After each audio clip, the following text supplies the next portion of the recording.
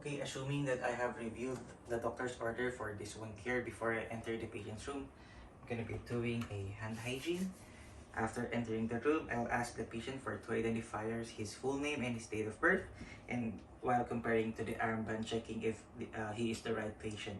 After that, I'm going to introduce myself. My name is Remo Rivera. I'm going to be your nurse for today, and I'll be doing your wound dressing. Is that okay with you?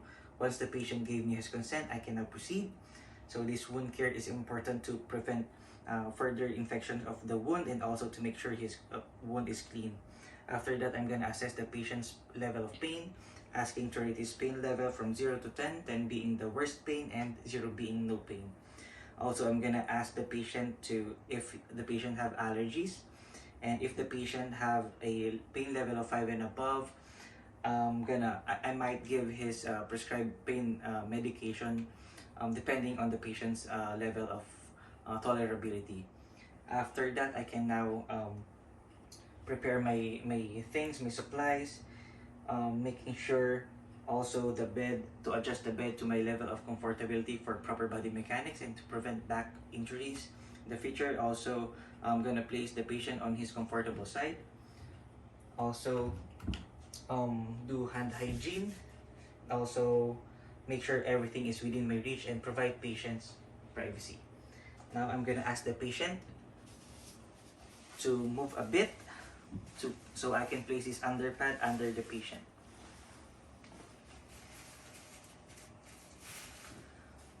Okay, just to prevent any contamination. Okay, and hygiene. So now I can now open my dressing tray. So in opening the dressing tray, I'm gonna open it away from me and just touch the edges.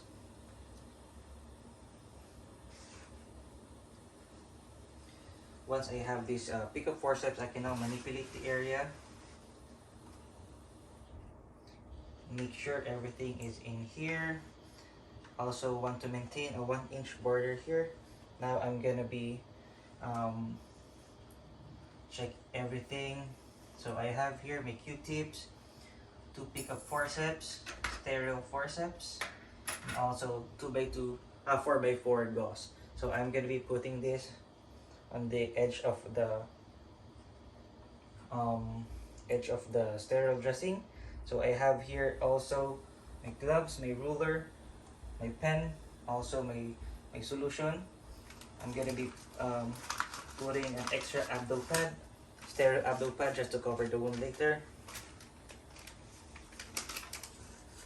And I'm gonna be pouring my solution 2 inches above the dressing tray to avoid spillage that will contaminate my wound dressing.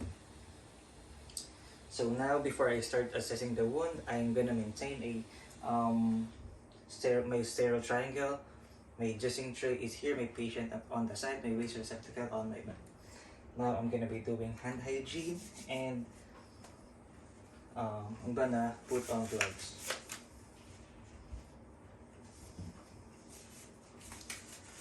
So now I'm gonna be assessing the wound. So sir, let me know if you feel any pain because I'm gonna be exposing the wound now. So, okay. So as we can see, the drainage has a serous drainage, and also on the wound, I'm gonna be putting this on my waste receptacle. Now I'm gonna be inspecting the wound. So the wound is located on the left lower quadrant of the abdomen. Also, it is approximately 2 inches in length. Then the wound is well approximated. The skin is not overlapping, the edges are touching, and it is closed by 5 surgical staples. Now I'm going to be checking for erythema, also palpating for any the presence of tenderness and also edema. So there's a little erythema on the side of the wound, and also there's a mild edema and tenderness on the side as well. So next is I'm gonna remove my gloves, then hand hygiene, then I will put on gloves again so I can now clean the wound once I've done this, I'm gonna be grabbing my sterile pickup forceps,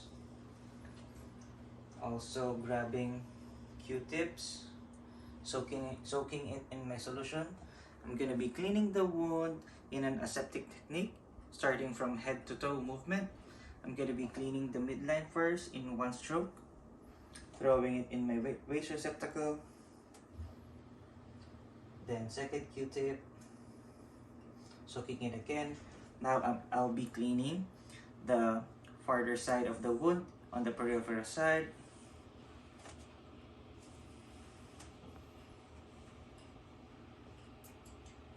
This is the third Q-tip. Now I'll be cleaning the one closest to me, on peripheral side.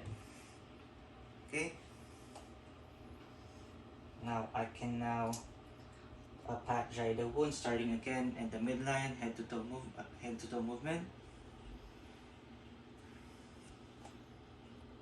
So second Q-tip on the farther peripheral side, and now the closest one. Okay, now I can put the 4x4 gauze and cover the wound. Make sure to cover everything just to prevent contamination. Okay, now I'll be putting this on the side.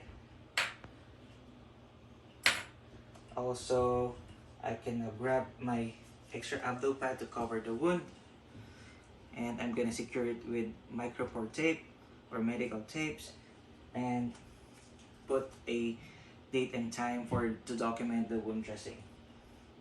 Now I can unglove and throw this on the waste receptacle. Next, I can now evaluate the patient tolerance to the procedure. So, sir, did you feel any pain during the procedure? After that, I'm now going to adjust the bed to its lower position. Also, I'm going to give the patient the call bell and reposition the patient to his comfortable side. Now I can document everything. So the wound has a serous drainage.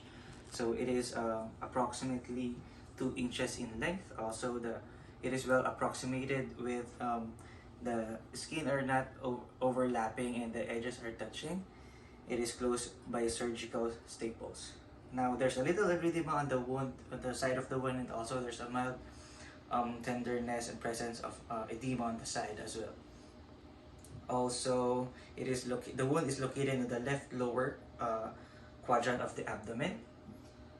Okay, and that's it. Now I'm gonna be cleaning everything according to the hospital's policy, and I'm gonna do a quick 360